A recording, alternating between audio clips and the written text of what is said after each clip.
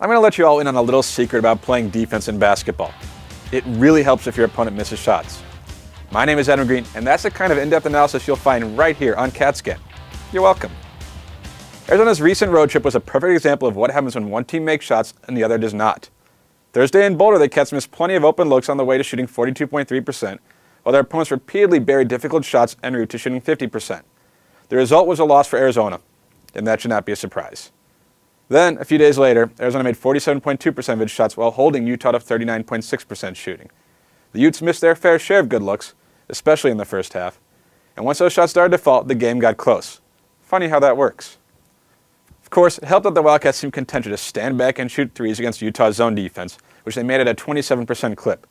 Mark Lyons was the biggest defender, hitting at just 1 of 9 attempts, but he was 5 for 5 on non-threes, and his drives to the bucket helped Arizona get the win, and, maybe, taught Lyons a valuable lesson. You know, because a fifth-year senior should still be learning lessons like that. Anyway, back to the defense. Now, I'm not saying Arizona's defense against Utah was not better than it was against Colorado, because it was. What I am saying is that the difference between a good defensive performance and a bad defensive performance may be as simple as which team makes its shots, which, as we all know, the Wildcats haven't done. The now 12th-ranked Cats are shooting just 42.5% from the field in Pac-12 play, including a lousy 32.4% mark from three.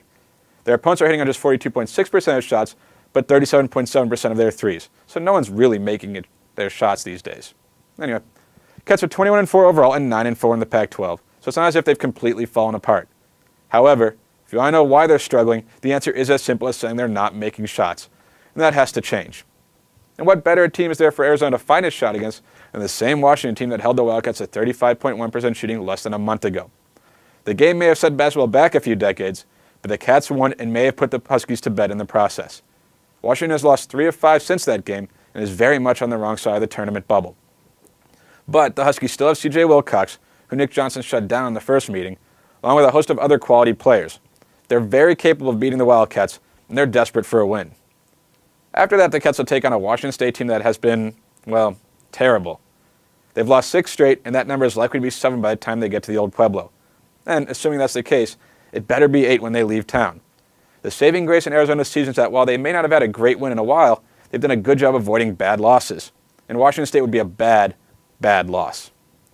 Well, that's going to do it for this edition of CatScan. For more on Arizona, I encourage you to listen to Bearing Down with Adam and Jarrett, and I beseech you to follow me on Twitter @TheAdamGreen.